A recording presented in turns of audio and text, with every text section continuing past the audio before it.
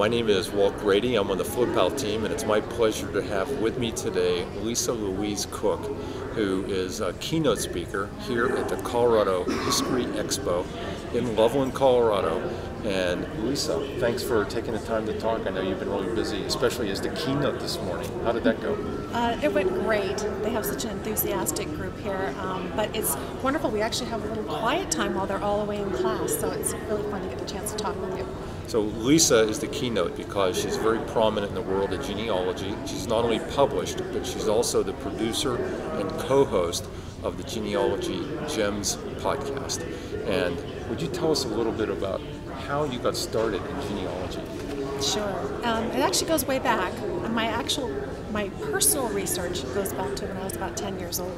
Wow. And that was going to my grandmother's house, seeing the old dusty photo albums and saying, who's that? Who's that? And she, because she was so willing to sit down with me and talk about it and put aside what she was doing, it made me realize that it was really important. And she had wonderful stories to tell. And I've been diligently working on it ever since. So it's been a lifelong passion. So it's all the more wonderful, really, to have now a business and a way to make that my full-time occupation, my own, furthering my own interest in genealogy, learning myself as well as sharing with other people. And that's my hope, is that I'm getting out there and teaching people what I find and hoping it helps them as well.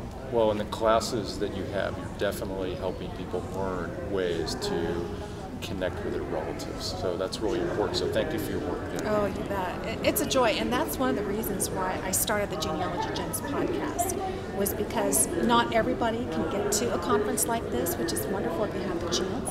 But there's people all over the country and really all over the world. And a podcast is available anywhere as long as you have a computer. So we're reaching a worldwide audience and talking about family history, so it doesn't get much better than that. Very exciting. Yeah. And genealogists are so eager to learn. They are. They're just sponges, and that was one of the things I was encouraging them in the keynote this morning was, you don't know what you don't know, so do the classes that interest you, but pick a couple that just seem way out of your comfort zone and a little foreign, and just go and absorb it and find out what's going on out there, because it may just be the answer to that problem that you didn't even realize you had. Well, Lisa, that's a great lead into the next question, which is your role in genealogy. Would you talk a little bit about that? You bet. It's like I say, first and foremost, I think of myself as a teacher, and so much of what I'm doing is coming out of my own dilemmas that I'm trying to solve. And the more I talk to people and I get emails from my listeners, I realize we're all in the same boat.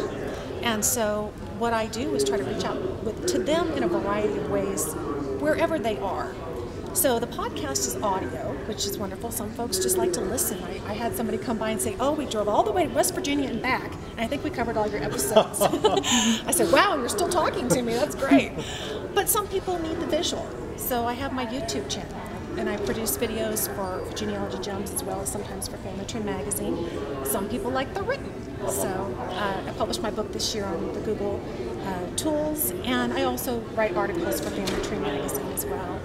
And, it's really about reaching people where they are, and we all learn differently. And so I try to take that into account and get the word out in as many different ways as I can. So there's something for everybody. So you, because genealogy is your passion, you look for ways that you can continue to learn and pass those learnings on to others so they can reap the benefits of what you've done. Exactly. That's how my whole Google series started. The Google Earth for Genealogy was out of a dilemma I was trying to solve myself. And when I saw what Google Earth could do, I should say it was Google Earth for Genealogy, I was just blown away and started exploring it more and more. And I realized, we can all benefit from this. And then the book on the Google Toolbox. There's so many other free tools out there. That's great. So, yeah. Well, speaking of tools, I have a bias, and I love being on the FlipPal team. And we think we have a tool that really helps genealogists a great deal. Would you talk about your perspective on the use of the FlipPal and the value you think it has? You bet. Well, I can give you a very real-life example.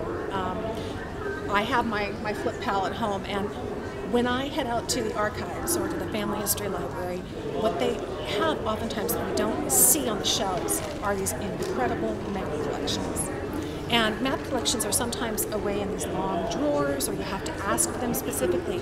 And so we tend to shy away. But I always shied away because I really didn't have a way to capture it, even if I could take a look at them. And they're unusual shapes too. They're in different shapes. So now with the FlipPal, I can take it with me and digitize these one-of-a-kind maps that are tucked away in all these different archives. And sometimes I'm just homing in on a particular area of a town where ancestors live, and sometimes I want the big picture. But I can do either, digitize it and get it into a format where I can then import it into Google Earth. And now that's part of my own personal map collection forever. Wonderful. So it's just a wonderful application. It's really opened up the world, I think, of geography, which, if you think about it, genealogy is all location, location, location. Because that's how we find records, that's how we look at migration. So it makes perfect sense. It's a great use for it. Well, thank you for your nice words about the FlipPal. And as we close, do you have a suggestion for someone who's new to genealogy, maybe a little intimidated by all there is out there to study? Do you have any suggestions? I have, now that you ask. One of the things I did after I started my own podcast was I realized there was a contingent of folks who find the whole thing kind of overwhelming. They're not there yet. And so I kind of pulled aside and I started a second podcast. It's called Family History Genealogy Made Easy. Good. And each episode, That would help me. yeah, it's one step in the process. So you could literally listen to episode 1 for half an hour, work your way through. There's 46 episodes. It's like a Genealogy 101 series.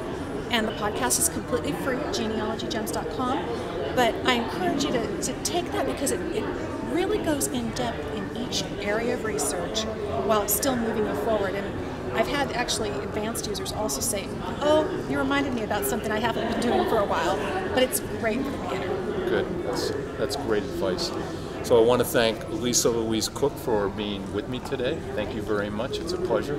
And get a FlipPal and collect and connect with those relatives.